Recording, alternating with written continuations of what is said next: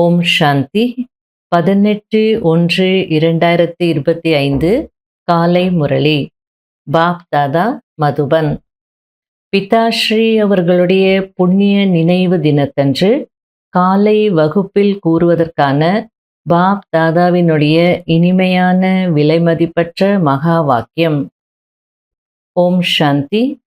ஆன்மீக தந்தை இப்பொழுது குழந்தைகளாகிய உங்களுடன் உரையாடல் செய்து கொண்டிருக்கிறார், படிப்பினை கொடுத்து கொண்டிருக்கிறார்.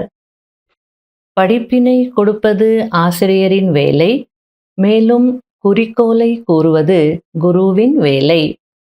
முக்தி ஜீவன் முக்தியின் குறிக்கோள். முக்திக்காக நினைவு யாத்திரை மிகவும் அவசியமாக இருக்கிறது. மேலும் ஜீவன் முக்திக்காக படைப்பின் முதலிடை கடையை அறிந்து கொள்வது அவசியமாக இருக்கிறது. இப்பொழுது 84 பிறவிகளின் சக்கரம் முடிவடைகிறது. இப்பொழுது வீட்டிற்கு திரும்பி செல்ல வேண்டும்.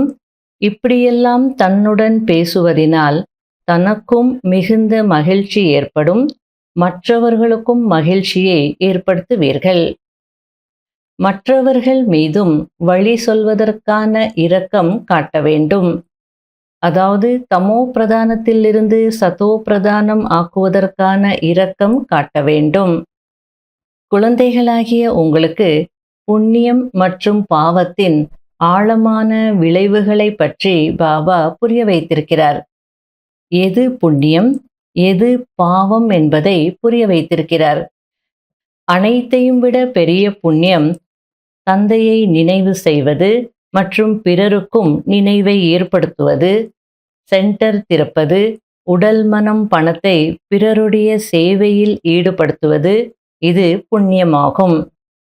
தீய சகவாசத்தில் வந்து வீண் சிந்தனை செய்வது, பரசிந்தனையில் தன்னுடைய நேரத்தை வீணாக்குவது, இது பாவமாகும். ஒருவேளை யாராவது புண்ணியம் செய்து கொண்டே பாவம் செய்து விடுகிறார்கள் என்றால் செய்த வருமானம் முழுவதும் முடிந்து விடுகிறது. என்னென்ன புண்ணியம் செய்திருக்கிறார்களோ அவை அனைத்தும் முடிந்து விடுகிறது. பிறகு சேமிப்பிற்கு பதிலாக ஒன்றும் இல்லாமல் போய்விடுகிறது. ஞானஸ்வரூப ஆத்மா குழந்தைகளுக்கு பாவ கர்மத்திற்கான தண்டனை கூட 100 மடங்காக இருக்கும். ஏனென்றால் சத்குருவிற்கு நிந்தனை செய்பவர்களாக ஆகிவிடுகிறார்கள். ஆகையால் இனிமையான குழந்தைகளே, ஒருபோதும் பாவ கர்மம் செய்யாதீர்கள், விகாரங்களிடம் அடி வாங்குவதிலிருந்து தப்பித்து இருங்கள் என்று தந்தை படிப்பினை கொடுக்கிறார். தந்தைக்கு குழந்தைகள் மீது அன்பு இருக்கிறது, ஆகையால் இரக்கமும் வருகிறது. பிரம்மா தந்தை அனுபவத்தை சொல்கிறார். ஏகாந்தத்தில் அமரும் போது முதலில் நெருக்கமான குழந்தைகளுடைய நினைவு வருகிறது. அவர்கள் வெளிநாட்டில் இருந்தாலும் சரி அல்லது எங்கிருந்தாலும் சரி. யாராவது நல்ல சேவாதாரி குழந்தை ஷரீரத்தை விட்டு விடுகிறார் என்றால் அவருடைய ஆத்மாவையும் நினைவு செய்து சர்ச் லைட் கொடுக்கிறோம். இங்கு 2 ஒளிகள் இருக்கின்றது. 2 ஒளிகளும் இணைந்து இருக்கிறது என்பதை குழந்தைகளாகிய நீங்கள் அறிந்திருக்கிறீர்கள். இவர்கள் இருவரும் சக்தி வாய்ந்த ஒளிகள். அதிகாலை நேரம் நன்றாக இருக்கிறது. குளித்துவிட்டு ஏகாந்தத்தில் சென்றுவிட வேண்டும். உள்ளுக்குள் மகிழ்ச்சியும் அதிகமாக இருக்க வேண்டும். அதாவது நம்ம எல்லாருமே சாதனையாளர்கள் இல்லையா? அப்போ நம்ம சாதனை செய்ய செய்ய நமக்கு குஷி இருக்கும். பாபா முரளியில சொல்வார், காலையில ஏகாந்தத்தில் அமர்ந்து நல்லா யோகா பண்ணுங்க. அதை நம்ம செய்துட்டோம் அப்படின்னா எவ்வளோ குஷி இருக்கும். ஆகையால பாபா சொல்லிட்டு இருக்கிறார், காலையில எழுந்து குளிச்சுட்டு ஏகாந்தத்தில் போய் அமரணும். உள்ளுக்குள்ள குஷியும் நிறைய இருக்கணும். பாபா சொல்ற மாதிரி நான் செய்துட்டு இருக்கிறேன் அப்படின்ற குஷி இருக்கணும். எல்லையற்ற தந்தை அமர்ந்து குழந்தைகளுக்கு புரிய வைக்கிறார். இனிமையான குழந்தைகளே, தன்னை ஆத்மா என்று புரிந்து கொண்டு தந்தையாகிய என்னையும் தன்னுடைய வீட்டையும் நினைவு செய்யுங்கள். குழந்தைகளே, இந்த நினைவு யாத்திரையை ஒருபோதும் மறக்க கூடாது. நினைவின் மூலம்தான் நீங்கள் தூய்மையாகுவீர்கள். தூய்மையாகாமல் நீங்கள் வீட்டிற்கு திரும்பி செல்ல முடியாது. ஞானம் மற்றும் யோகம்தான் முக்கியமானது. தந்தையிடம் இருக்கும் மிக பெரிய பொக்கிஷம் இதுதான். அவற்றை குழந்தைகளுக்கும் கொடுக்கிறார். இதில் யோகத்தின் சப்ஜெக்ட் தான் மிக பெரிய சப்ஜெக்டாக இருக்கிறது.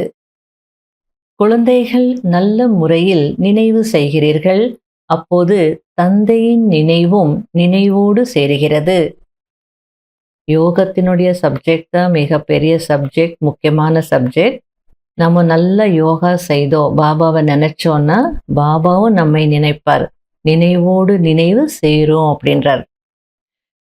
நினைவின் மூலம் குழந்தைகள் தந்தையை கவர்ந்து இருக்கிறார்கள்.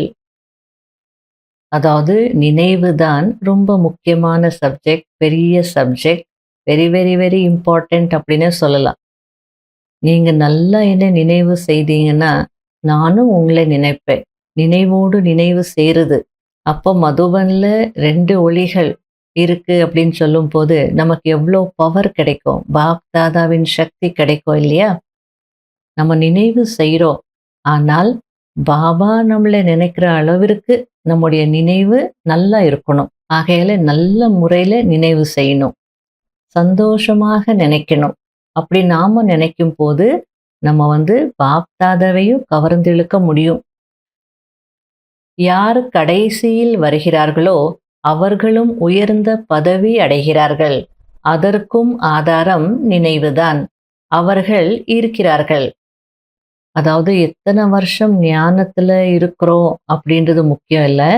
எத்தனை வருஷம் பாபாவை நினைச்சோம், அந்த நினைவின் தரமும் எப்படி இருந்தது, நல்ல முறையில நினைச்சோமா, பாபாவை ஈர்க்கக்கூடிய நினைவாக இருந்ததா, அதனுடைய அடிப்படையில பாபா சொல்லிட்டு இருக்கார், கடைசியில வரக்கூடியவங்க உயர்ந்த பதவி அடைவாங்க அப்படின்னா அதற்கும் ஆதாரம் நினைவுதான் அப்படின்னு சொல்றார். பொதுவாக இறைவனிடம் தந்தையே இரக்கம் காட்டுங்கள், கிருபை காட்டுங்கள் என்று சொல்கிறார்கள் அல்லவா? அதற்கும் கூட முக்கியமாக தேவைப்படுவது நினைவுதான். நினைவின் மூலமாக தான் கரண்ட் கிடைத்து கொண்டே இருக்கும். அதன் மூலம் ஆத்மா ஆரோக்கியமானதாக ஆகிவிடுகிறது, நிரம்பியதாக ஆகிவிடுகிறது. அதாவது பொதுவாக இறைவனிடம் சில குழந்தைகள் பாபா இரக்கம் காட்டுங்க, கிருபை காட்டுங்க அப்படின்னு கேட்குறாங்க. அதற்கு பாபா அதற்கும் முக்கியமாக தேவைப்படுவது நினைவு தான் அப்படின்றார். நல்ல நினைங்க, நினைவு மூலம் கரண்ட் கிடைக்கும். அந்த கரண்ட் இருந்ததுன்னா ஆரோக்கியமாக இருக்கும், ஆத்மா நிரம்பியதாக இருக்கும் அப்படின்றார். சில நேரம் தந்தை எந்த குழந்தைக்காவது கரண்ட் கொடுக்க வேண்டும் என்றால் தூக்கமும் கூட கலைந்து விடுகிறது. இன்னாருக்கு கரண்ட் கொடுக்க வேண்டும் என்ற கவலை இருந்து கொண்டே இருக்கும். கரண்ட் கிடைப்பதினால் ஆயுள் அதிகரிக்கிறது, சதா ஆரோக்கியமானவர்களாக ஆகிறோம் என்பதை நீங்கள் அறிந்திருக்கிறீர்கள். அதாவது தாதிகள் மூலமாக நம்ம கேள்விப்பட்டிருக்கிறோம் இல்லையா? பாபா 1 மணிக்கும் 1:30 மணிக்கும் எழுந்திருப்பாரு, பிரகாஷ் கொடுப்பாரு, கரண்ட் கொடுப்பாரு. யாருக்காவது உடம்பு சரியில்லை அல்லது வேற ஏதாவது பிரச்சனை இருக்குன்னா அவங்களுக்காக பாபா சக்தி கொடுப்பார். அதை பற்றி சொல்லிட்டு இருக்கார். யாருக்காவது சகாஷ் கொடுக்கணும், கரண்ட் கொடுக்கணும்னா எனக்கு தூக்கம் கூட போயிடும். அப்போ அவங்களுக்காக எழுந்து நான் யோகா பண்ணுவேன். இந்த மாதிரி கரண்ட் கிடைக்கும் போது அந்த ஆத்மா ஆரோக்கியமாக இருக்கும். இதை பற்றியெல்லாம் உங்களுக்கு தெரியும் தானே அப்படின்றார். ஒரு இடத்தில் அமர்ந்து கொண்டு நினைவு செய்ய வேண்டும் என்பதில்லை. போகும் போதும் வரும் போதும், உணவு சாப்பிடும் போதும், காரியங்கள் செய்யும் போதும் தந்தையை நினைவு செய்யுங்கள் என்று தந்தை புரிய வைக்கிறார். பிறருக்கு கரண்ட் கொடுக்க வேண்டும் என்றால் இரவில் கூட கண் விழிக்க வேண்டும். அதிகாலையில் எழுந்து எந்த அளவு தந்தையை நினைவு செய்வீர்களோ அந்த அளவு ஈர்ப்பு ஏற்படும் என்பது குழந்தைகளுக்கு புரிய வைக்கப்பட்டிருக்கிறது.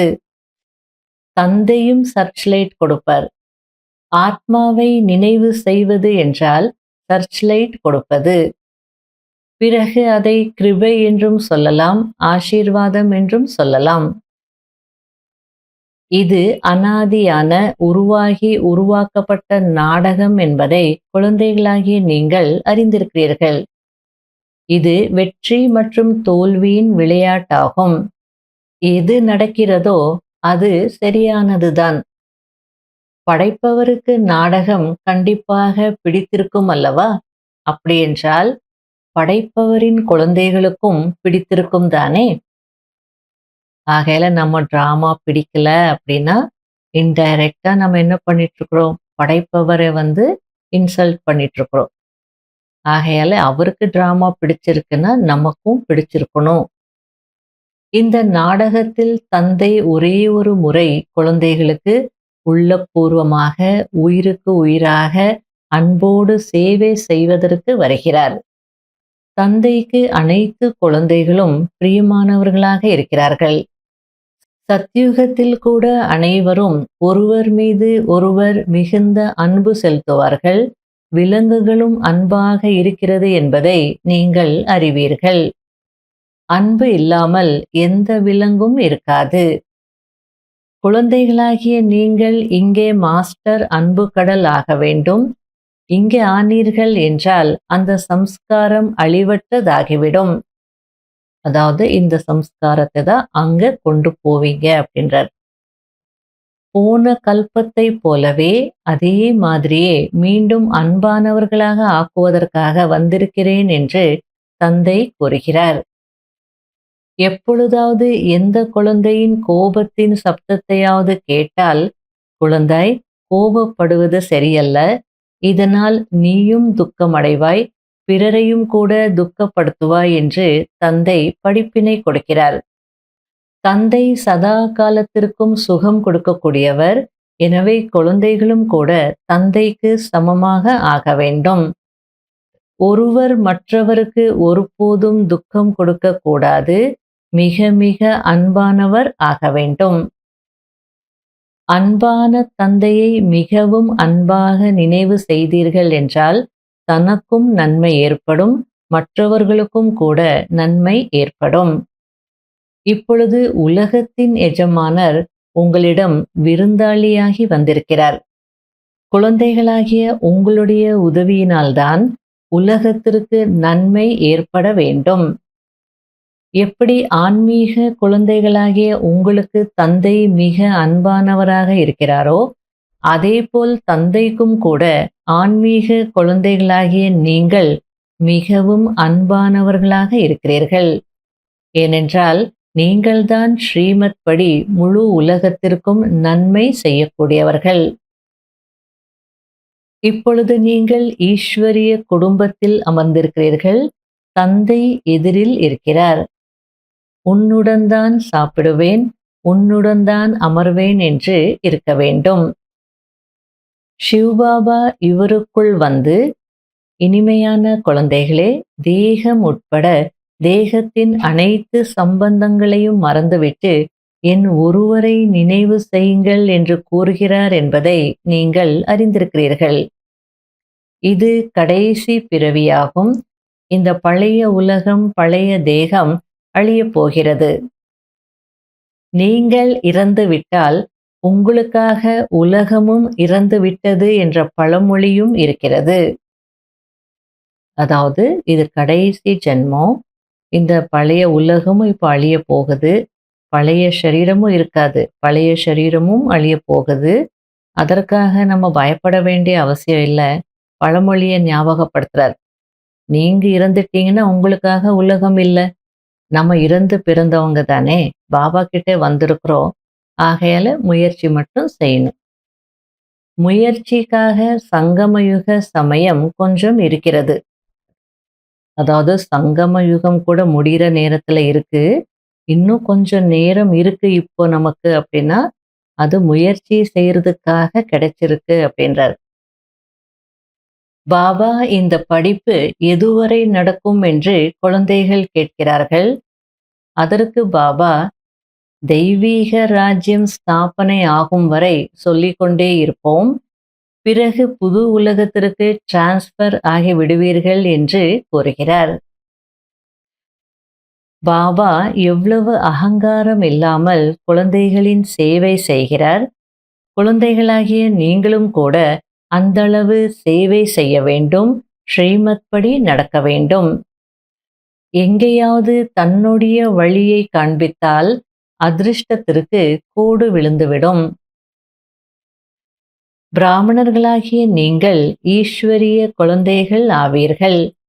பிரம்மாவின் குழந்தைகள், சகோதரன் சகோதரி, ஈஸ்வரனின் பேரன் பேத்திகள் ஆவீர்கள். அவரிடமிருந்து ஆஸ்தியை பெற்றுக்கொண்டிருக்கிறீர்கள். எந்தளவு முயற்சி செய்வீர்களோ அந்தளவு பதவி அடைவீர்கள். இதில் சாட்சியாக இருப்பதற்கு அதிக பயிற்சி தேவை.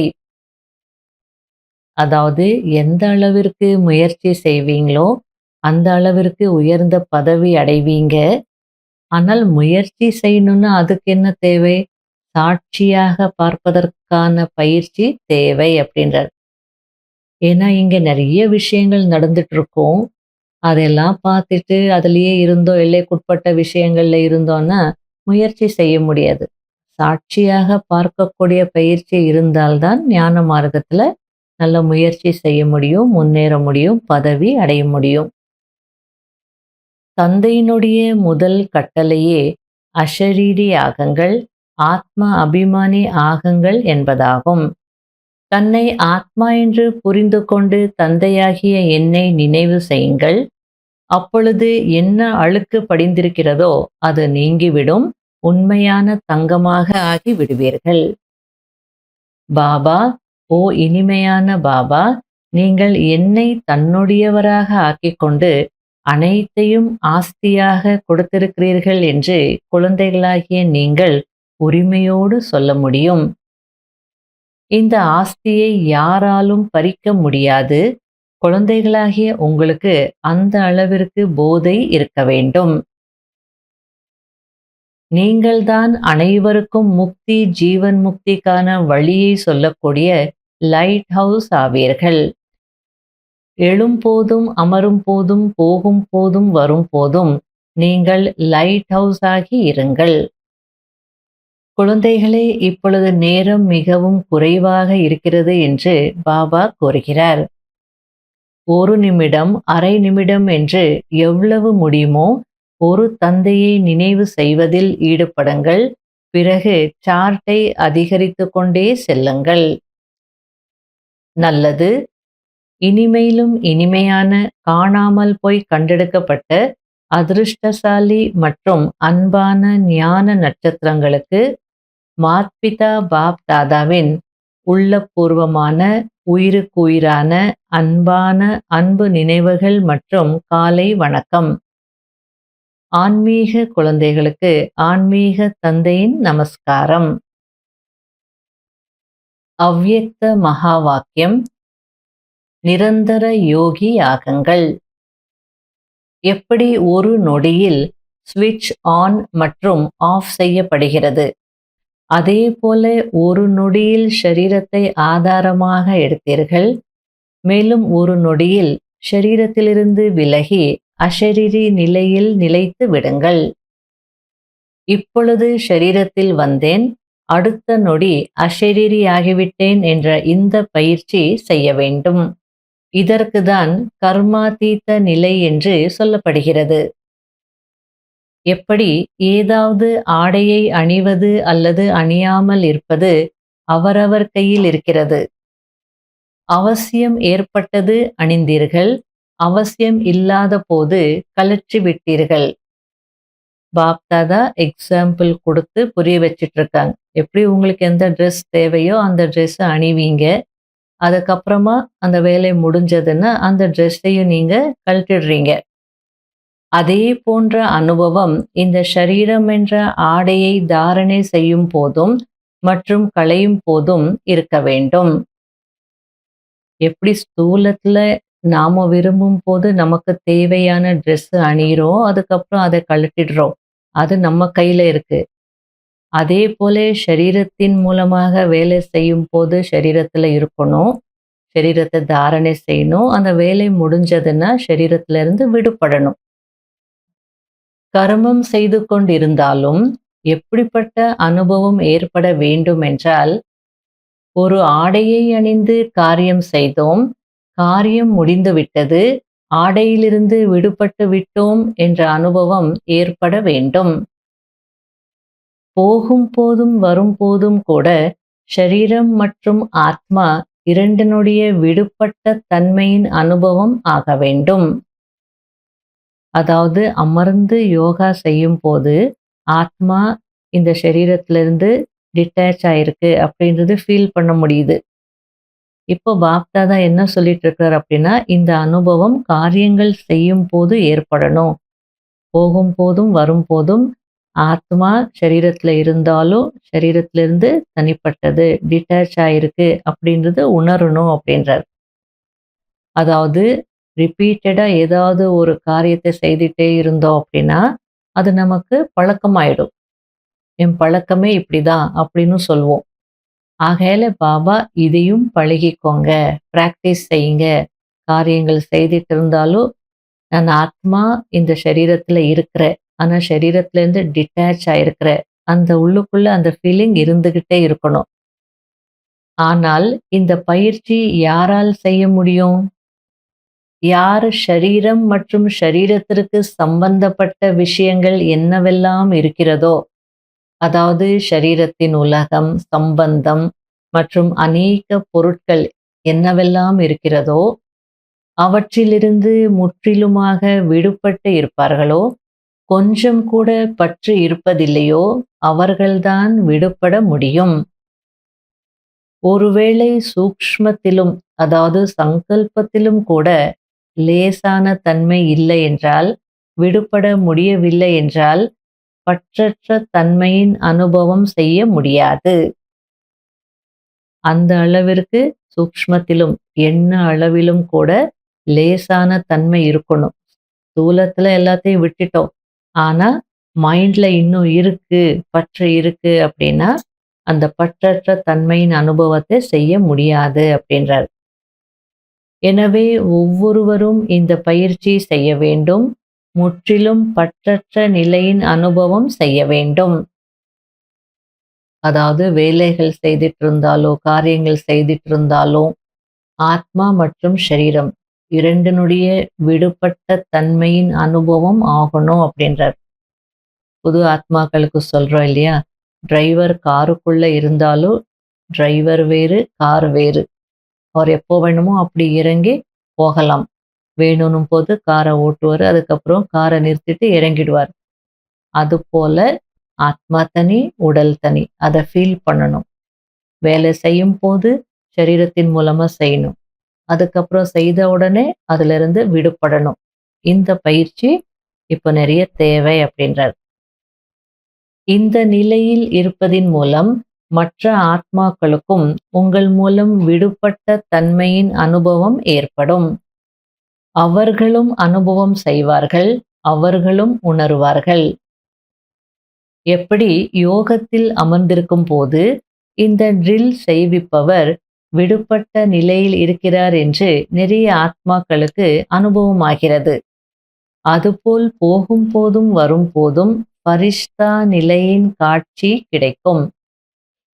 அதாவது கதியில உட்கார்ந்து யோகா செய்விக்கும் போது, திருஷ்டி கொடுக்கும் போது நிறைய பேர் அனுபவம் செய்வாங்க. இவங்க சரீரத்திலிருந்து விடுபட்ட நிலையில இருக்காங்க. அப்படி நிறைய பேருக்கு அனுபவமாக உணர்றாங்க. அதுபோல் போகும் போதும் வரும் போதும் பரிஷ்தா நிலையின் காட்சி கிடைக்கும். இங்கு அமர்ந்திருந்த போதிலும் அநேக ஆத்மாக்களுக்கு, அதாவது யாரெல்லாம் உங்களுடைய சத்யுக குடும்பத்தில் நெருக்கத்தில் வரக்கூடியவர்களாக இருப்பார்களோ அவர்களுக்கு உங்களுடைய ஃபரிஷ்தா ரூபம் மற்றும் எதிர்கால ராஜ்ய பதவி ஆகிய இரண்டும் சேர்ந்து காட்சி கிடைக்கும். அதாவது பாபா என்ன புரிய வச்சிட்டு இருக்காரு அப்படின்னா, இப்ப யாராவது கதியில உட்கார்ந்து யோகா செய்விக்கிறாங்க, திருஷ்டி கொடுக்குறாங்கன்னா அப்ப நிறைய பேருக்கு என்ன அனுபவம் ஆகுது? யார் கதியில இருந்து திருஷ்டி கொடுத்துட்டு இருக்காங்களோ அவங்க நல்ல ஸ்டேஜ்ல இருக்காங்க, பற்றற்ற நிலையில இருக்காங்க, சரீர உணர்வுல இருந்து விடுபட்டு இருக்காங்க அப்படின்றது அவங்க அனுபவம் செய்றாங்க, ஃபீல் செய்றாங்க. இப்போ இதே அனுபவத்தை அதாவது அந்த யோகத்துல நீங்க ஏற்படுத்தக்கூடிய அதே அனுபவத்த போகும்போது, வரும்போது, காரியங்கள் செய்யும் போதும் ஏற்படுத்தணும். நீங்க இங்கே அமர்ந்திருப்பீங்க. இங்கே அமர்ந்திருந்தாலும் அநேக ஆத்மாக்களுக்கு நீங்க காட்சி குடுக்க முடியுன்றார். யாருக்கு? யாரெல்லாம் உங்களுடைய சத்யுக குடும்பத்துல நெருக்கத்துல வரக்கூடியவர்களாக இருப்பாங்களோ, அவங்களுக்கு உங்களுடைய பரிஷ்டா ரூபம், அதே நேரத்துல எதிர்கால ராஜ்ய பதவியின் காட்சியும் கிடைக்கும் அப்படின்றார். 2னுடைய காட்சியும் கிடைக்கும் அட் எ டைம். ஆகையில ஷரீரத்துல இருந்தாலும், ஷரீரத்திலிருந்து விடுபட்ட நிலையினுடைய பயிற்சி மிக அவசியமாக இருக்கு அப்படின்றார். எப்படி ஆரம்பத்தில் பிரம்மாவை பார்க்கும்போது சம்பூர்ண சொரூபம் மற்றும் ஸ்ரீ கிருஷ்ணர் ஆகிய 2 காட்சிகளையும் கூட கூடவே பார்த்தார்கள். அதுபோன்று இப்பொழுது அவர்களுக்கு உங்களுடைய டபுள் ரூபத்தின் காட்சி கிடைக்கும். அதாவது சம்பூர்ண பிரம்மாவனுடைய காட்சியும் கிடைச்சது. எதிர்கால பதவியான ஸ்ரீ கிருஷ்ணருடைய காட்சியும் கிடைச்சது. அதுபோன்று இப்பொழுது அவர்களுக்கு உங்களுடைய டபுள் ரூபத்தின் காட்சி கிடைக்கும். எந்த அளவிற்கு வரிசை கிரமமாக இந்த விடுபட்ட நிலையை அடைந்து கொண்டே செல்வீர்களோ, அப்பொழுது உங்களுடைய இந்த டபுள் காட்சியும் கூட கிடைக்கும். இப்பொழுது இந்த முழுமையான பிராக்டிஸ் ஏற்பட்டு விட்டது என்றால், இங்கிருந்து அங்கிருந்து என்று இதே செய்தி வர ஆரம்பித்துவிடும். அதாவது ஆரம்பத்துல வெறும் காட்சிகளுடைய பார்ட் இல்லையா? பிரம்மா மூலமா எல்லாருக்கும் காட்சி கிடைச்சிட்டு இருந்தது. ஆகையில எல்லாரும் கூட்டமா வருவாங்க. அப்ப ஞானம் யாரும் சொல்லவும் இல்ல, ஞானம் கேட்க யாரும் வரவும் இல்ல. வருவாங்க, உட்காருவாங்க. பிரம்மா பாபா ஓம் சொல்வாரு. எல்லாரும் டிரான்ஸ்ல போவாங்க. இல்ல பிரம்மா பாபாவ பார்க்கும்போது கிருஷ்ணருடைய காட்சி, நாராயணனுடைய காட்சி, வைகுண்டத்தினுடைய காட்சி எல்லாம் அவங்களுக்கு அனுபவம் ஆயிட்டு இருந்தது. ஆகையால அவங்களாகவே வந்துட்டு இருந்தாங்க. இங்கிருந்து, அங்கிருந்து எல்லாரும் வந்துட்டு இருந்தாங்க. அதே போல நீங்க இந்த பிராக்டிஸ்ல பெர்ஃபெக்ட் ஆயிட்டீங்கன்னா, காட்சி கொடுக்க ஆரம்பிச்சுட்டீங்கன்னா, இங்கிருந்து, அங்கிருந்து எல்லாம் இதே செய்தி தான் பரவிடும். எல்லாரும் வருவாங்க. எப்படி ஆரம்பத்தில் வீட்டில் இருக்கும்போது கூட அநேக நெருக்கத்தில் வரக்கூடிய ஆத்மாக்களுக்கு காட்சி கிடைத்ததல்லவா? அதேபோல் இப்பொழுதும் காட்சி கிடைக்கும். நீங்கள் இங்கு அமர்ந்திருந்தாலும் உங்களுடைய சூக்ஷ்ம ஸ்வரூபம் எல்லையற்ற சேவை செய்யும். அதாவது இந்த லைன் மிகவும் முக்கியமான லைன். மிகவும் ஆழமான ஒரு விஷயத்தை பாபா புரிய வச்சிட்டு இருக்கிறார். ஸ்தூல சரீரம் இருக்கு. அதே போல சூக்ஷ்ம சரீரமும் இருக்கு. சூக்ஷ்ம சரீரம் அப்படின்னா உணர்வுகளின் சரீரம். எண்ணங்கள், எண்ணங்களின் மூலமா உணர்வுகள் உருவாகும். அந்த உணர்வுகளின் உடல் தான் சூக்ஷ்ம உடல். இப்போ ஸ்தூல உடல் மூலமாக நம்ம ஞானம் கொடுக்குறோம், புரிய வைக்கிறோம், கோர்ஸ் கொடுக்குறோம், லெக்சர்ஸ் பண்றோம், எல்லாமே செய்கிறோம். அப்போ யார் நல்ல ஞானத்தை புரிஞ்சுக்கிட்டு தாரணை செய்கிறாங்களோ அவங்க சொல்ல முடியும். அதே போல சூக்ஷ்ம ரூபத்துல கூட சேவை நடக்கும். நீங்க எங்கேயும் போக வேண்டிய அவசியமே இல்லை. உங்களுடைய சூக்ஷ்ம ரூபம் நிறைய சேவை செய்யும்.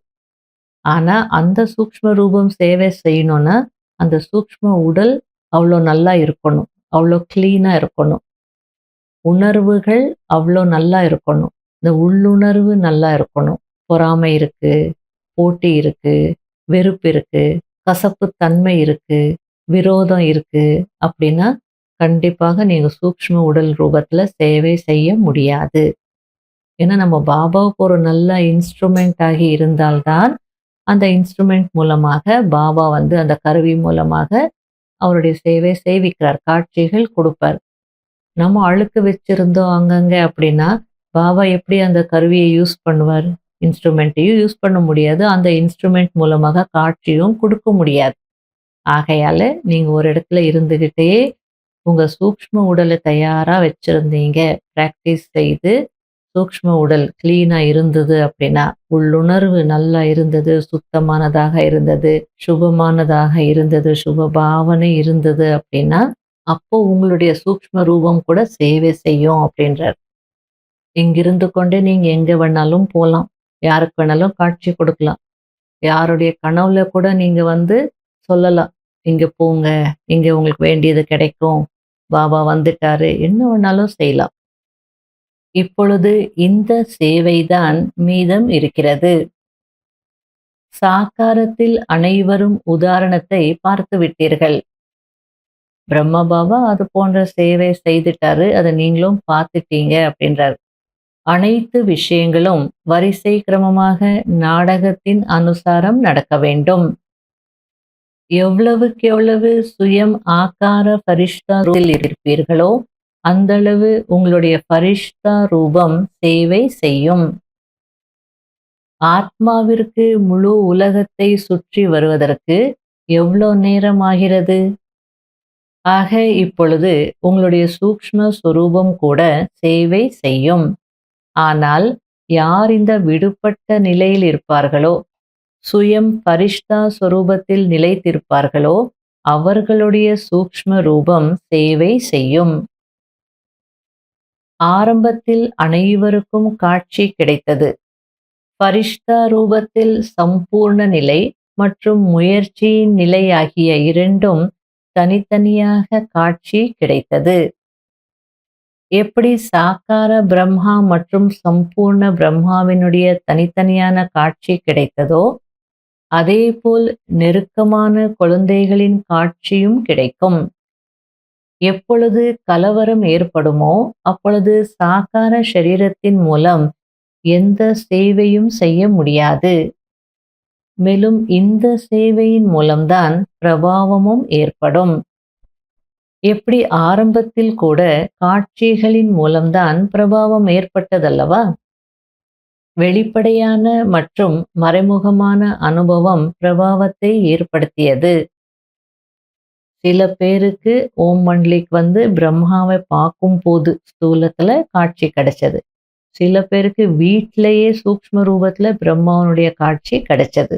அதனால வெளிப்படையான மற்றும் மறைமுகமான பிரபாவம் ஏற்பட்டது இல்லையா அப்படின்றார். அதே போல் இறுதியிலும் கூட அதே சேவை நடக்கப் போகிறது. லாஸ்ட்ல இதெல்லாம் நடக்கும். ஆனா அதற்கு முன்பு தன்னுடைய சம்பூர்ண சொரூபத்தின் காட்சி தனக்குத்தானே கிடைக்கிறதா? இப்பொழுது சக்திகளை அழைப்பது ஆரம்பமாகிவிட்டது. இப்பொழுது பரமாத்மாவை குறைவாக தான் அழைக்கிறார்கள். சக்திகளை அழைக்கும் வேகம் தீவிர வேகத்துடன் ஆரம்பமாகிவிட்டது. எனவே இப்படிப்பட்ட பயிற்சியை இடையிடையில் செய்ய வேண்டும். இந்த பழக்கம் ஏற்படுவதின் மூலம் மிகுந்த ஆனந்தம் அனுபவமாகும். ஒரு நொடியில் ஆத்மா ஷரீரத்திலிருந்து விடுபட்டுவிடும். பிராக்டிஸ் ஆகிவிடும். இப்பொழுது இந்த முயற்சியை தான் செய்ய வேண்டும். நிகழ்கால சமயத்தில் மனன சக்தியின் மூலம், அதாவது ஞான சிந்தனை செய்வதின் மூலம் ஆத்மாவில் அனைத்து சக்திகளையும் நிரப்ப வேண்டிய அவசியம் இருக்கிறது. அப்போதுதான் மூழ்கியிருக்கும் நிலை இருக்கும். மேலும் தடை விலகிவிடும். எப்போது ஆன்மீக தன்மையின் பக்கம் வேகம் குறைந்து விடுகிறதோ, அப்பொழுதுதான் தடைகளின் அலை வருகிறது. எனவே நிகழ்கால சமயத்தில் சிவராத்திரியின் சேவைக்கு முன்னதாக தனக்குள் சக்தியை நிரப்புவதற்கான வேகம் தேவை. யோகத்திற்கான நிகழ்ச்சிகள் நடத்துகிறீர்கள். ஆனால் யோகத்தின் மூலம் சக்திகளை அனுபவம் செய்விப்பது இப்பொழுது இப்படிப்பட்ட விஷயங்களின் அவசியம் இருக்கிறது. நடைமுறையில் தன்னுடைய பலத்தின் ஆதாரத்தினால் பிறருக்கு பலம் கொடுக்க வேண்டும். வெறும் வெளி சேவைக்கான திட்டத்தை மட்டும் யோசிக்க கூடாது. ஆனால் அனைத்து பக்கமும் முழுமையான கவனம் தேவை. யார் நிமித்தமாகி இருக்கிறார்களோ அவர்களுக்கு நம்முடைய பூந்தோட்டம் எந்த விஷயத்தில் பலவீனமாக இருக்கிறது என்ற இந்த சிந்தனை வர வேண்டும். ஏதாவது ஒரு விதத்தில் தன்னுடைய பூந்தோட்டத்தின் பலவீனத்தின் மீது கடுமையான பார்வை வைக்க வேண்டும். நேரத்தை கொடுத்தாவது பலவீனங்களை முடிக்க வேண்டும். அதாவது யார் நிமித்தமாக இருக்காங்களோ அவங்க எல்லாருமே ஞான யோக தாரணை சேவை எல்லாத்துலேயும் கரெக்டாக இருக்காங்களா? இம்பேலன்ஸ் எங்கேயும் நடக்கலையா? சில நேரத்துல வெளி சேவை நெறைய சேவை செய்துட்டே இருப்பாங்க. யோகத்துக்கு முக்கியத்துவம் குடுக்கறதில்ல. ஆகையால ஒரு ஹோலிஸ்டிக் லைஃப் அப்டின்னா, நல்லா அவங்க கிளாஸுக்கும் வரணும், ஞானமும் நல்லா கேட்கணும், யோகாவும் நல்லா பண்ணணும், தாரணையும் செய்யணும், சேவையும் செய்யணும். அதனால நீங்க கண்காணிக்கணும், டைம் குடுக்கணும். அவங்களுக்குள்ள ஏதாவது பலவீனம் இருந்தது அப்டின்னா டைம் குடுத்தாவது அத முடியுங்க. கடுமையான பார்வை வையுங்க அப்படின்றார். எப்படி சாக்கார ரூபத்தை பார்த்தீர்கள்? ஏதாவது அப்படி ஒரு அலை வரும் சமயத்தில், இரவும் பகலும் சகாஷ் கொடுக்கும் விசேஷ சேவை நடைபெற்றது. விசேஷமான திட்டங்கள் போடப்பட்டது. பலமற்ற ஆத்மாக்களுக்குள் பலத்தை நிரப்புவதற்கான விசேஷ கவனம் இருந்தது. அதன் மூலம் அநேக ஆத்மாக்களுக்கு அனுபவமும் ஏற்பட்டது. இரவெல்லாம் கூட நேரத்தை ஒதுக்கி ஆத்மாக்களுக்குள் சகாஷை நிரப்புவதற்கான சேவை நடந்தது. எனவே இப்பொழுது விசேஷமாக சகாஷ் கொடுக்கும் சேவை செய்ய வேண்டும். லைட் ஹவுஸ் மைட் ஹவுஸ் ஆகி இந்த சேவையை குறிப்பாக செய்ய வேண்டும். அப்பொழுதுதான் நாலாபுறங்களிலும் ஒளி மற்றும் சக்தியின் பிரபாவம் பரவும். இப்பொழுது இதுதான் அவசியமாக இருக்கிறது. எப்படி யாராவது செல்வந்தர் இருக்கிறார் என்றால், அவர் தன்னுடைய நெருக்கமான உறவினர்களுக்கு உதவி செய்து உயர்த்தி விடுகிறார். அதாவது நார்த் இந்தியால சிந்தி கம்யூனிட்டி, குஜராத்தி கம்யூனிட்டி இவங்களுக்கெல்லாம் ஒரு பழக்கம் இருக்கு பிஸ்னஸ்ல. அவங்களுடைய கம்யூனிட்டியை சார்ந்தவங்களுக்கு பிஸ்னஸ்ல ஏதாவது நஷ்டம் ஏற்பட்டது அப்படின்னா அப்படியே விட்டுட மாட்டாங்க. எல்லாரும் சேர்ந்து உறவினரோ இல்லையோ எல்லாரும் சேர்ந்து அவங்க கம்யூனிட்டிக்கு ஹெல்ப் பண்ணுவாங்க. திரும்ப கடை வச்சு கொடுப்பாங்க, இல்லை ஏதாவது ஹெல்ப் பண்ணுவாங்க. அதை பற்றி பாபா சொல்லிட்டு இருக்கிறார்.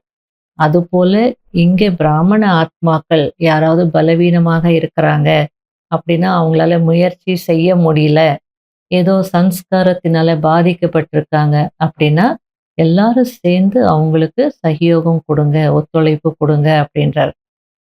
அதேபோல் நிகழ்கால சமயம் தொடர்பில் மற்றும் சம்பந்தத்தில் யாரெல்லாம் பலவீனமான ஆத்மாக்கள் இருக்கிறார்களோ அவர்களுக்கு விசேஷமாக சகாஷ் கொடுக்க வேண்டும். நல்லது. வரதானம். 1000 புஜங்களுடைய பிரம்மா பாபாவின் துணையை நிரந்தரமாக அனுபவம் செய்யக்கூடிய உண்மையான சிநேகி ஆகுங்கள். தற்சமயம் 1000 புஜங்களுடைய பிரம்மா தந்தையின் ரூபத்தின் பார்ட் நடந்து கொண்டிருக்கிறது. எப்படி ஆத்மா இல்லாமல் புஜங்கள் எதுவும் செய்ய முடியாதோ அதேபோல் பாப் தாதா இல்லாமல் புஜங்களாகிய குழந்தைகள் எதுவும் செய்ய முடியாது. ஒவ்வொரு காரியத்திலும் முதலில் தந்தையினுடைய சகயோகம் இருக்கிறது, அதாவது தந்தையினுடைய உதவி இருக்கிறது. எதுவரை ஸ்தாபனைக்கான பாகம் இருக்கிறதோ அதுவரை பாப் தாதா குழந்தைகளின் ஒவ்வொரு சங்கல்பம் மற்றும் நொடியில் துணையாக கூடவே இருக்கிறார். ஆகையால் ஒருபோதும் பிரிவினைக்கான திரையை போட்டு பிரிந்து விடாதீர்கள். அன்பு கடலின் அலைகளில் ஆடுங்கள், புகழ் பாடுங்கள், ஆனால் உடைந்து போகாதீர்கள். தந்தையினுடைய சிநேகத்திற்கான கண்கூடான ஸ்வரூபம் சேவையில் சிநேகி ஆகுங்கள். ஸ்லோகன். அஷரீரி நிலையினுடைய அனுபவம் அல்லது பயிற்சிதான் நம்பர் முன்னால் வருவதற்கான ஆதாரம் ஆகும். இன்றைய அவ்வியக்த சமிகை. ஒவ்வொரு நேரமும் ஒவ்வொரு ஆத்மாவிற்காகவும் மனதில் தானாகவே சுப பாவனை மற்றும் சுப விருப்பம் நிறைந்த சுத்தமான அதிர்வலைகளை கொண்டிருப்பவராக தனக்கும் மற்றும் பிறருக்கும் அனுபவம் ஆக வேண்டும். மனதிலிருந்து ஒவ்வொரு நேரமும் அனைத்து ஆத்மாக்களுக்காகவும் ஆசீர்வாதங்கள் வெளிப்பட்டு கொண்டே இருக்க வேண்டும். மனதால் சதா இந்த சேவையில் பிஸியாக இருங்கள். எப்படி வார்த்தைகள் மூலம் செய்யும் சேவையில் பிஸியாக இருப்பதற்கு அனுபவிகளாக ஆகியிருக்கிறீர்கள். ஒருவேளை சேவை கிடைக்கவில்லை என்றால் தன்னை காலியாக இருப்பதாக அனுபவம் செய்கிறீர்கள். அதேபோல் ஒவ்வொரு நேரமும் வார்த்தைகளின் கூடவே மனதின் சேவை தானாகவே நடந்து கொண்டே இருக்க வேண்டும். ஓம் சாந்தி. मस्तक सिंहासन पे हम आत्माएं राजन बने और शासन चलाएं। कर्मेंद्रियां कर्मचारी हमारी भ्रिकुटी बीच दरबार अपना सजाएं। मस्तक सिंहासन पे हम आत्माएं राजन बने और शासन चलाएं।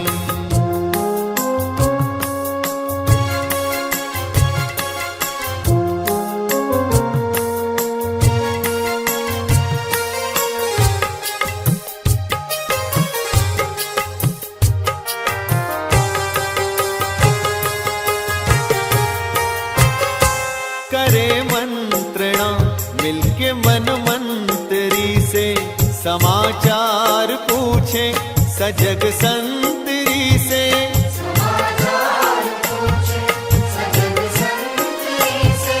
बड़ी सावधानी से इस राजधानी को माया की छाया से पल पल बचाएं। मस्तक सिंहासन पे हम आत्माएं राजन बने और शासन चलाएं। कर्मेंद्रियां कर्मचारी हमारी भ्रिकुटी बीच दरबार अपना सजाएं।